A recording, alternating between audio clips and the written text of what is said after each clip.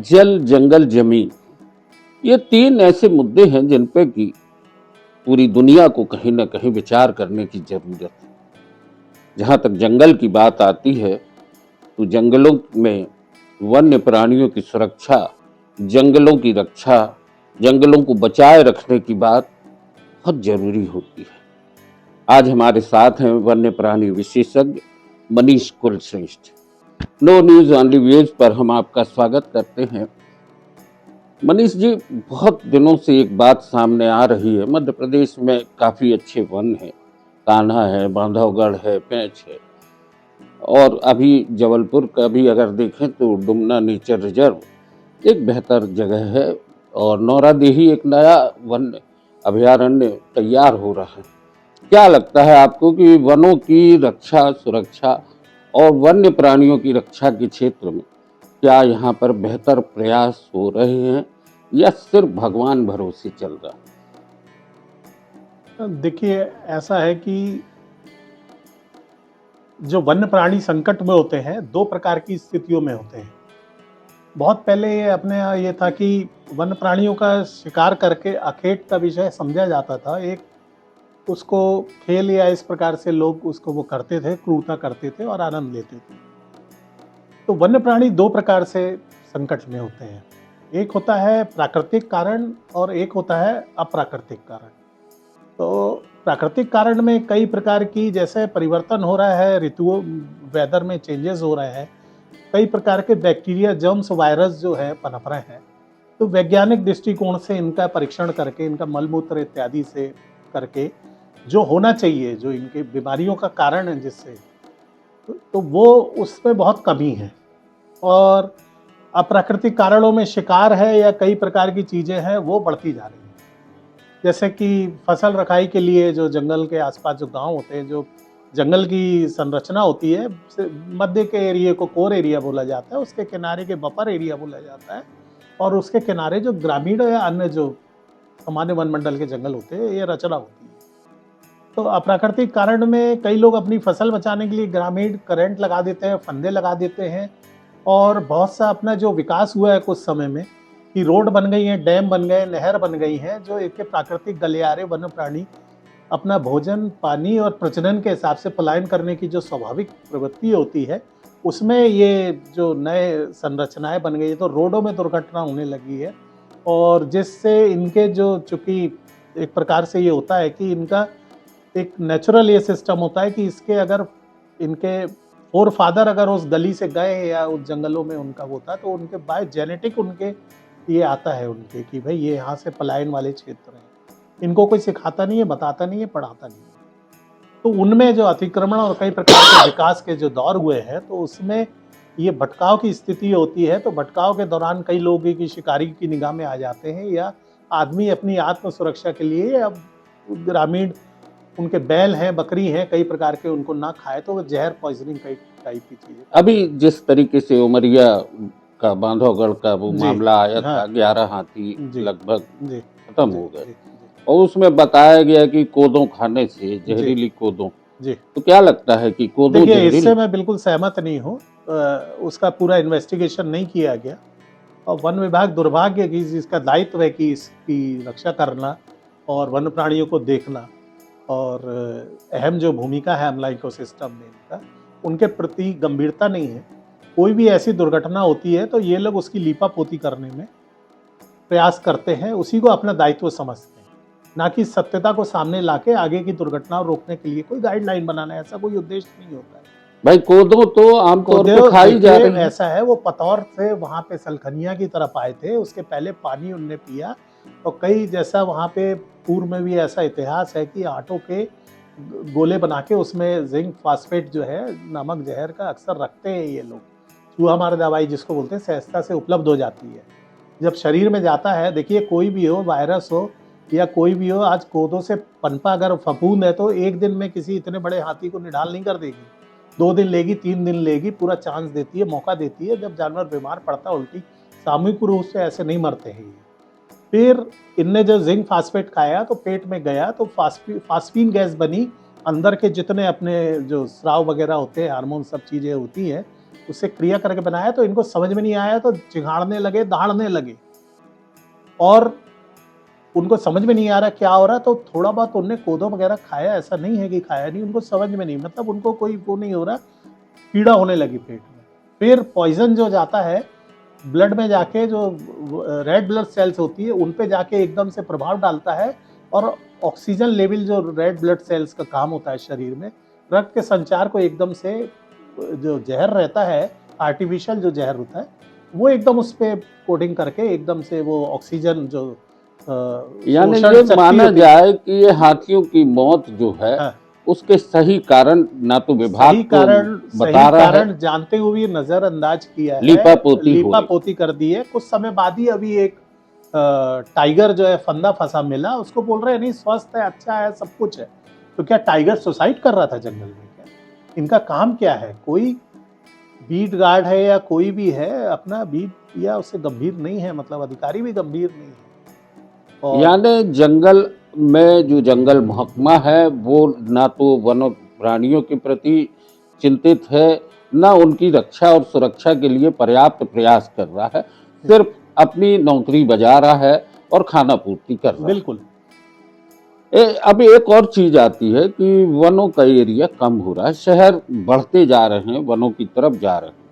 जिस तरीके से बोला जाता है कि नदियों के फ्लड एरिया से 300 मीटर की दूरी तक बसाहट ना हो, लेकिन अभी देखने में आ रहा है, चाहे वो कान्हा हो, चाहे बांधवगढ़ हो, चाहे पैंच हो, और तो और अभी नौरादेही के पास भी लोगों ने बड़ी ज़मीनें खरीद ली हैं पर्यटन के क्षेत्र विकसित करने के नाम पे। वहाँ पे रिसॉर्ट्स वगैरह बनाए जा रहे हैं। आप क्या इससे सहमत हैं कि इस तरीके की स्थितियाँ हों?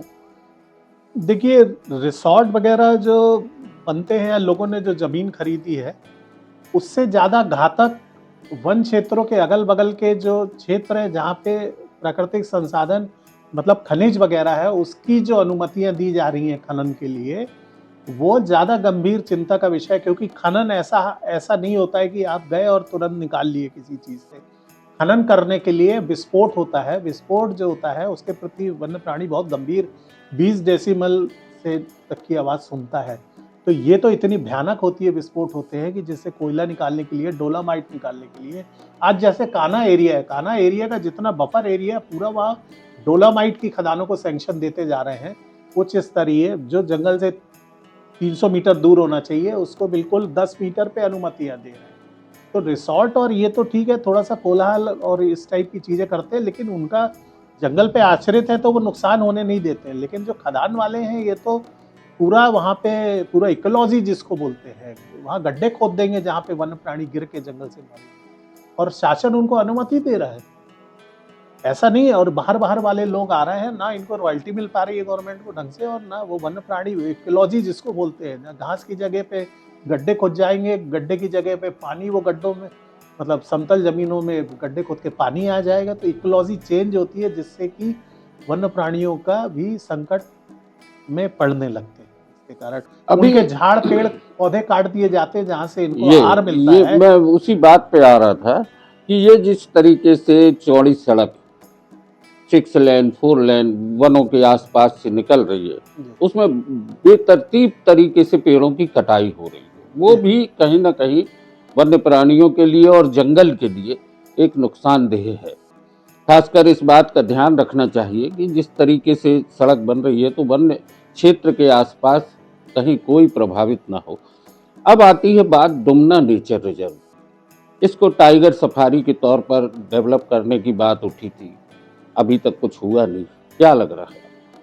देखिए, एक कहावत है, वैसे तो बोलना चाहिए, जैसे कहते हैं कि ये जो डुमना क्षेत्र है, इसका टाइटल ये है कि ये वन विभाग ने इसको विकसित किया है, लेकिन नगर निगम का टाइटल उसका है। और उसी के कारण एक वहाँ पे पता नहीं, जो एक कहावत है बड़ा चालू उनसे, गरीब की लुगाई सबकी भौजाई, उसी प्रकार से स्थिति डुमना की हो गई है। वहाँ पे महाकौशल विकास प्राधिकरण घुस गया, 4 कॉटेज बना लिया। वहाँ नगर निगम ने ट्रेन चला दी जहाँ प्रदूषण मुक्त होना चाहिए, साउंड प्रूफ होना चाहिए, जहाँ वन्य प्राणियाँ विचरण क्षेत्र। करीब मैंने 60 से 70 चीतल वहाँ पे छोड़े थे, वही आज उसकी देन है कि इतना ज़्यादा वहाँ आबाद है। और वहाँ पे कॉफ़ी हाउस घुस गया, वहाँ पे और भी कई एजेंसियाँ घुस गई हैं। तो उसका यही समझ में नहीं आता ये है क्या? पार्क है कि डुमना है? और टाइगर लाइक नहीं, लेपर्ड लाइक बहुत आइडियल वो है। और अगर लेपर्ड सेंचुरी बनाई जा सकती है, एक रेस्क्यू सेंटर बनाया जा सकता है, क्योंकि सभी शहरों में, चाहे इंदौर हो चाहे ग्वालियर हो, सभी जगह ज़ू हैं, बच्चों को देखने के लिए चीज़ें हैं। तो यहाँ पे ऐसा नहीं है। और इच्छा शक्ति कुछ पूर्व के राजनीतिकों ने की थी, लेकिन वो भी ठंडे बस्ते में चली गई। राजनीतिक इच्छा शक्ति का अभाव है। जिस तरीके से देखा जाए कि केवल बैठकों करके मीटिंग के जरिए ये बातें तो रखी जाती हैं कि यहाँ पे ये डेवलप किया जाएगा और फिर उसके बाद भुला दिया जाता है। अब आती है बात यहाँ पर मगर की भी, कि बहुत मगर हैं परियट के आसपास, उसके लिए भी एक सेंचुरी की बात की गई थी। तो वो भी कहीं ना कहीं ठंडे बस्ते में है। देखिए, काफ़ी पहले, करीब 10 वर्ष पहले, ये बढ़ती मगरों की ये देखने के लिए यूएनडीपीए होता है, उनने को एग्जिस्टेंस जिसको बोलते हैं, सहभागीदारी ग्रामीणों की और मगरों की। चूँकि खंडारी जलाशय है, पर्यट वो है और नहर भी निकल गई है, तो ये पुराना ये आइडियल हैबिटेट है मगरों के हिसाब से। और दूसरा देखा जाए तो नर्मदा जी की सवारी मगर है, तो उस हिसाब से मगर का एक अच्छा यहाँ पे जो भी है इकोलॉजी, मगरों के लिए अनुकूल वातावरण है। और एक संरक्षण हमने किया वहाँ के 11 किलोमीटर के क्षेत्र में, करीब 9 गांव को हम लोग ने ट्रेनिंग दी, लोगों को जागरूक किया और उन लोगों ने बचाया। नदी से कम जो निकल के बच्चे आ जाते थे उनको बचाने का काम कर रहे हैं, जो कि निरंतर अभी तक जारी है। उसी का परिणाम ये है कि कम से कम जो है 1,500-2 हज़ार मगर उस क्षेत्र। लेकिन शासकीय तौर पे चूंकि वन्य प्राणी एक्ट में आता है और इसका दायित्व है वन विभाग को करना, कुछ एरिया राजस्व का होने के कारण वन विभाग उसमें अब इंटरेस्ट नहीं ले रहा है। लेकिन लगातार ये मांग है, उठती आ रही थी, जनहित याचिका में लगी थी उसमें, लेकिन ठोस इसमें नहीं कर रहे हैं। वर्तमान में अभी इसमें वन अधिकारी महोदय से चर्चा हुई थी, तो वो बोले बताइए आप लोग को क्या करना है।